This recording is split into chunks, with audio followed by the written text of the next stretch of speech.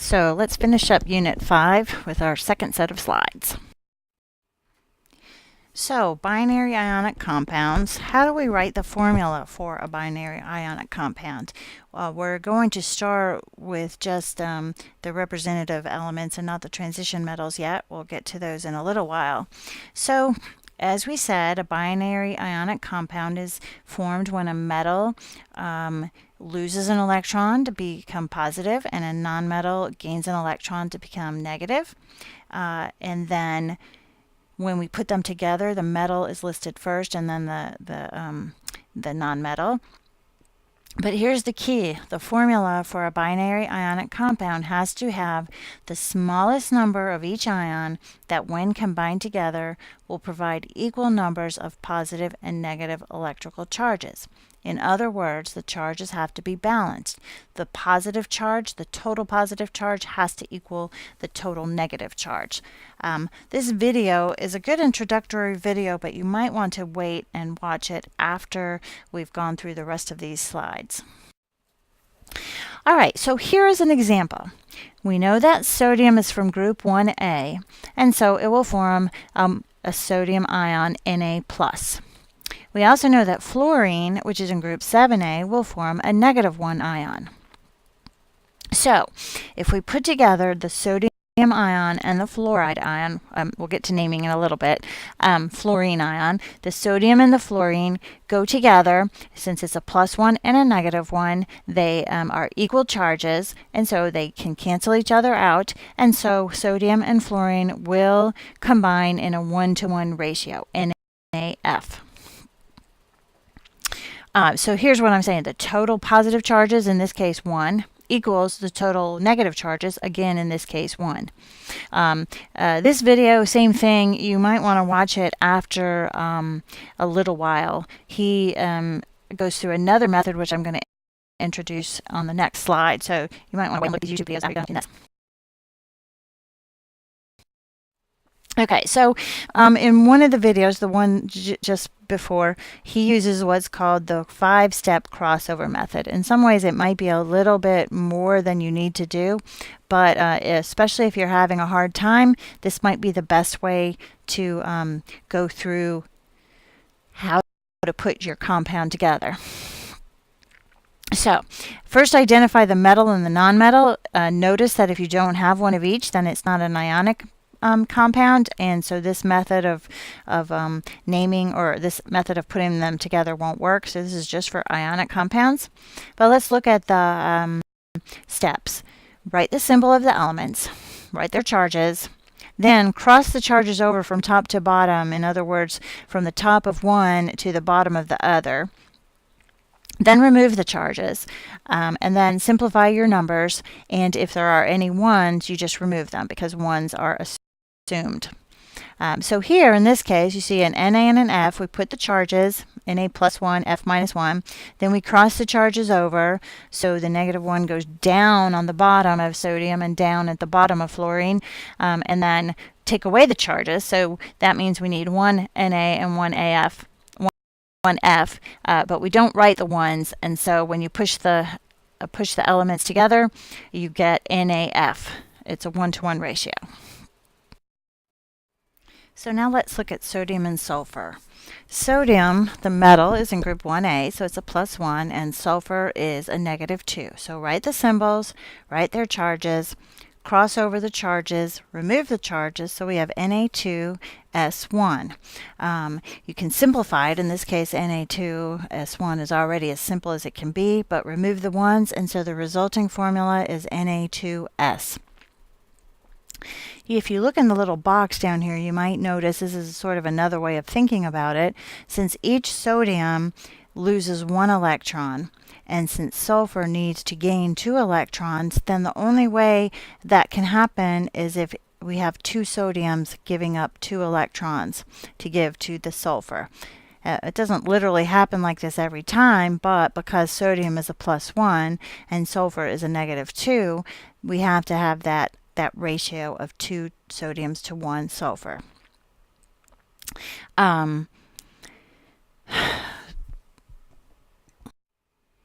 So here's another example. Aluminum is +3. Oxygen group 6A is a -2.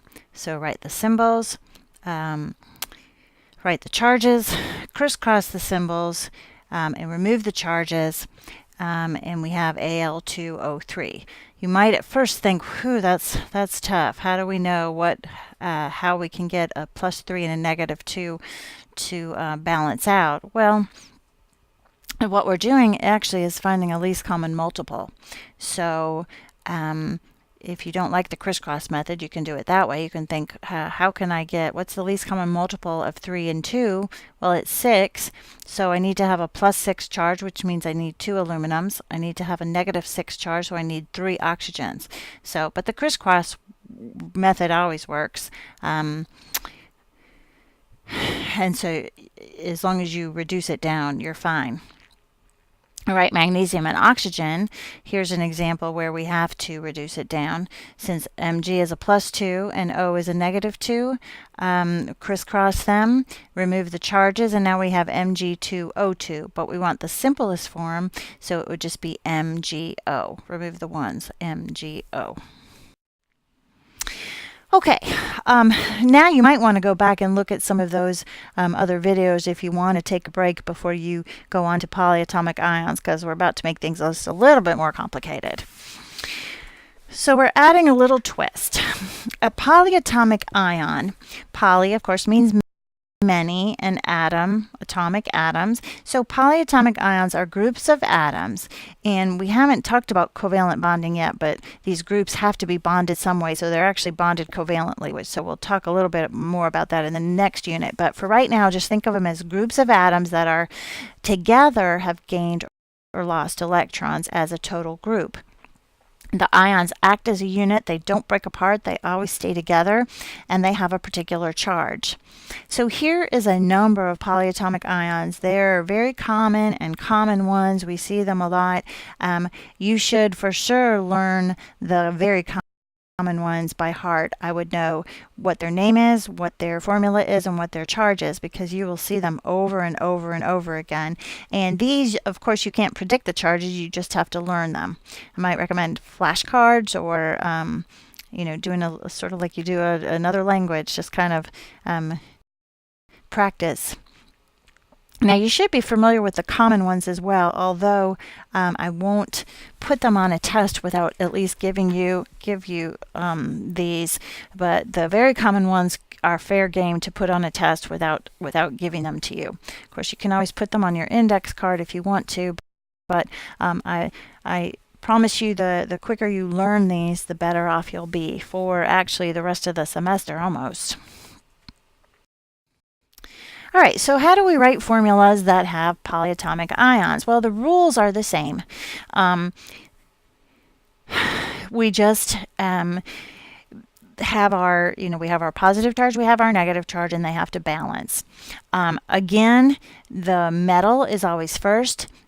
If you happen to have an NH4, you might have noticed on that last slide that NH4 plus is the only positive polyatomic ion. So the positive ion is always written first. It's either the metal or the NH4 plus. There are other positive ones, but we're not gonna learn them in this class. And then the negative polyatomic ion, or the negative ion, will be written second. And again, we want the simplest ratio. And one thing that you need to keep in mind is that if you have more than one of the polyatomic ion, you should put parentheses around them so that you don't get it confused. Let's do some examples. All right, so if it helps you to keep the polyatomic ions in parentheses as you work, you can do that. However, realize that if there's only one of that ion, generally speaking, that one is not put in there, and neither are the parentheses. If you want to put them in there while you practice, and just remember though that if you see it on a test or in your book, or the readings for the online, you won't see the parentheses. But if it helps you, especially at the beginning, go ahead and write them. So first, list the symbols and put their charges. So we know sodium is a +1 and phosphate is a -3. I found that on the chart. cross over the charges and then remove the charges. So we're going to need 3 sodiums for every 1 PO4. So we just stick them together and simplify it. Well, 3 to 1 is already simplified, so Na3PO4. If there's only one of that polyatomic, you should remove the parentheses, so Na3PO4. Just keep in mind, that's why I want you to be familiar with them, so when you look at that, you'll say, oh, PO4, that's a polyatomic. Just a little hint, if you ever look at an ionic compound and there's more than 2 elements, then there must be a polyatomic in there somewhere. So I would refer back to your chart if you don't know them by heart. Figure them out a little bit. All right, let's look at magnesium and phosphate. Well, magnesium is a +2, phosphate is a -3. So if you crisscross them, you get Mg3PO4 2. Now in this case, you do have to leave the parentheses because we know that there are 2 of the PO4 groups. Keep in mind that that means 2 P's and 2 times 4 or 8 O's, 2 groups of PO4.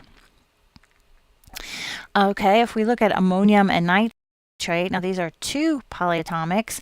NH4 is a +1, NO3 is a -1. So actually, since it's 1 to 1, you don't have to write the ones, but we do push it together. And again, because we don't have ones, we don't use parentheses. So NH4NO3 is the compound. All right, so you might want to take some time and before you continue on this slide and practice a few more of these formulas with ionic compounds, and then you can come back and look at the answers. All right, so again, when they're a +1 and a -1, they're going to combine 1 to 1 like KClO3. If we have a +2 and a -1, we're going to need 2 of the ClO3s. The 3 and the 2 are usually the most complicated that you're going to see. So notice we crisscross Ca3PO4 parentheses 2. One thing I did want to point out to you, the very bottom one, it's real easy mistake that students make to forget the parentheses in this one for some reason, and so a lot of students want to put ALOH3. If you don't have the parentheses in there, that means 3 H's but still just 1 O. Now we want 3 OH groups, so make sure and put parentheses around them so that you'll see that 3 OH's, 3 O's and 3 H's. All right, so now we're going to talk about how to name these compounds. First thing we'll talk about is how to name cations. Well, the metals in group 1A and 2A, and aluminum and boron from group 3A, can only form ions of one particular charge, as we've talked about. So you can go back and see slide 14. For these metals, the name is very easy. You just name the element and add the word ion. Na plus is the sodium ion, Ca2 plus is the calcium ion, Al3 plus is the aluminum ion. Now, the problem is the transition metals and those metals that are under the stair steps. So a lot of these can have more than one charge. So we can't always know what the charge is by looking at the periodic table. So we have to indicate the charge as part of its name. We do that by putting the charge of the ion in parentheses using Roman numerals. So the cobalt 2 plus ion is named cobalt 2 ion. Cobalt thrust CO plus 3 is called the cobalt 3 ion. Notice that you may notice in your readings or online or something that there are some transition metals that only form one charge, and so they don't often, many chemists don't use the Roman numeral. For example, silver and zinc can only make the +1 or +2 charge respectively, and so many chemists don't use it. But if I put it on a test, I will indicate the charge to you if it's in the transition metal or in those group 3, 4, 5A and 6A actually as well. Now the anions have a little different name, and you may have heard me earlier in the slideshow slip up because I was using the name of the ion. The anions end up changing their stem, the ending of their word. So you take the stem, and from, like, so example, from bromine, you take brome, but instead of INE, it becomes IDE. So the Br negative ion is the bromide ion. Chlorine with a negative charge is the chloride ion. Fluorine becomes fluoride. Iodine becomes iodide. Nitrogen becomes nitride. Oxygen is oxide. Phosphorus is phosphide. Notice that a few of those kind of get shortened a little bit. And then sulfur is sulfide. There's not too many, except for these are probably the most common, and so you probably, again, just want to learn these names. Otherwise, the other negative ions are our polyatomic ions. So these are a little different, but pretty straightforward. So let's start naming some ionic compounds. This is easy because now we know the names of the ions. We just stick them together. So, for example, K2O is potassium oxide. We don't have to worry about how many, because potassium and oxygen, with potassium being a +1 and oxygen being a -2, they always have to combine in a 2:1 ratio. So if I say to you the name potassium oxide, you would write down K2O. If a metal can form more than one multiple charge, then you need to include the Roman numeral in the name. So for example, COS is where cobalt is a 2+, it's named cobalt 2 sulfide. So here are some other examples of binary ionic compound names. Mg3N2 is magnesium nitride. BeS is beryllium sulfide. AlBr3 is aluminum bromide. And NiCl2, remember nickel is a transition metal. Here I'm telling you what the charge is. In just a minute I'll tell you how to find the charge. This would be nickel 2 chloride. Okay, so like I hinted at just a little while ago, there are times when you have to find the charge for a metal in a compound. For example, COS that we did just on slide 34. We looked at that and we said, well, if you're looking and you want to know what's the name of that, and you look up cobalt and you say, well, I don't know what charge it is because it's in the transition metal. Well, you have to look at the other ion. So in this case, sulfur is in group 6A. It has a -2 charge.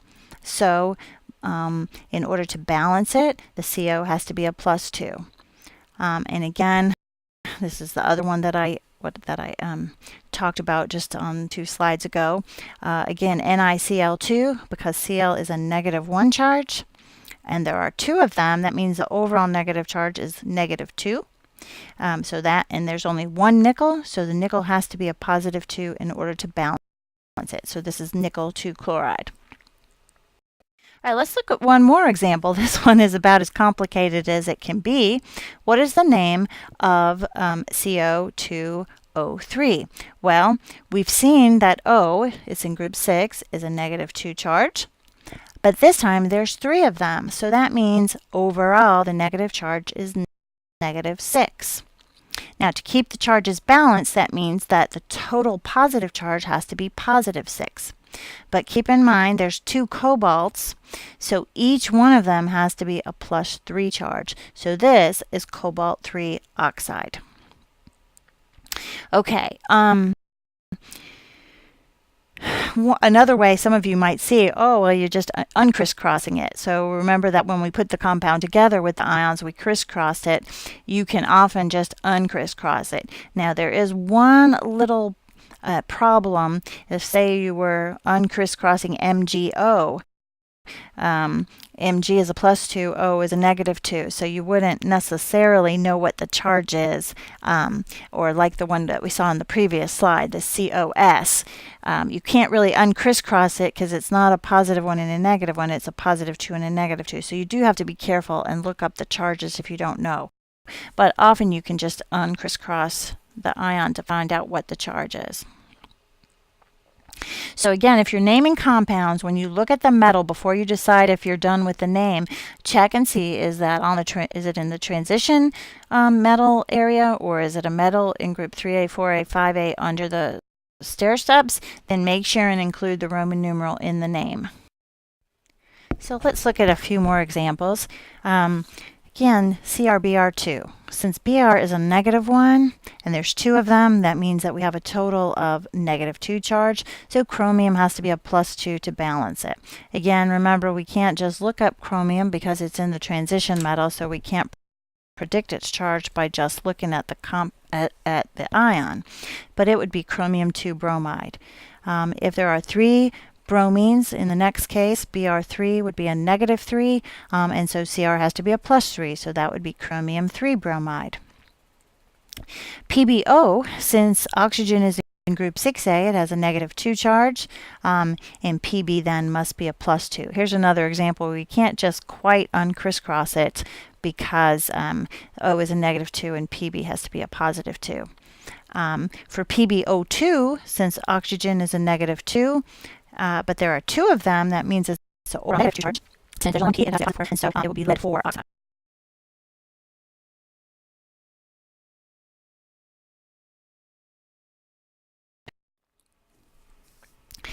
Putting together ionic compounds that contain a polyatomic ion, actually anion or cation, is very simple because you just put the two names together. You just already know the name of the polyatomic. So you either name the metal and then the polyatomic anion, or you name the polyatomic cation and then the nonmetal, or if you have two polyatomics, you just name them both. So, for example, KClO3 is potassium chlorate. Calcium chlorate, CaClO3 2. Notice that we didn't indicate the number, and so the number has to be because of the charge. We know that ClO3 is a -1 and calcium is a +2, so they always go together in this ratio. Calcium phosphate, calcium hydrogen phosphate, HPO4 is hydrogen phosphate ion, ammonium chloride, and ammonium nitrate. All right, so let's just take a few minutes to look at what an ionic compound structure looks like. So it's not really 1-to-1. If you have sodium and chloride in a 1-to-1 ratio, that means there's one sodium for every chloride.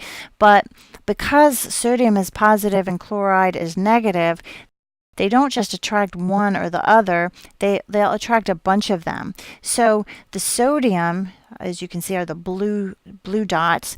They'll attract a bunch of chloride ions. And then the chlorides in turn will attract a bunch of sodium ions. And so what we end up with is something called a crystal lattice. So they're just a bunch, they all are attracted to each other and they form this sort of three-dimensional arrangement called a crystal lattice.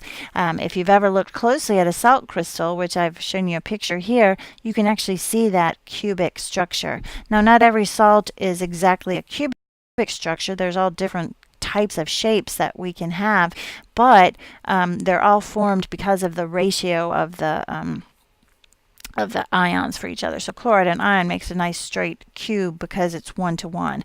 Some that have a different ratio may have different shapes.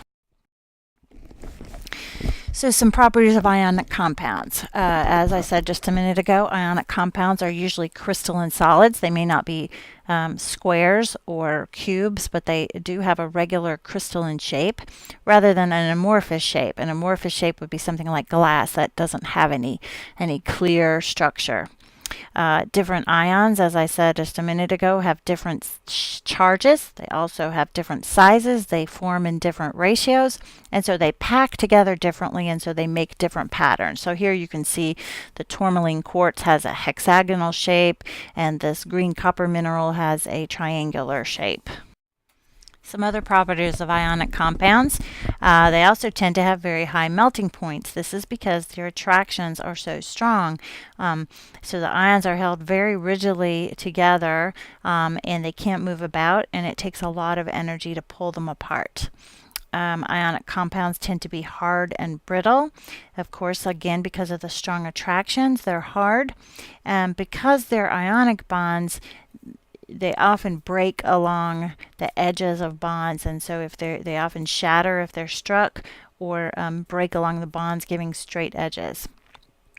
Ionic compounds can dissolve in water as long as the attraction between the water and the ions overcome the attraction of the ions for each other. When compounds dissolve, they can move around freely and conduct electricity, and they're called electrolytes. If an ionic compound is not soluble, then it means the ionic attractions are very strong, stronger than the water. So that's the end of Unit 5.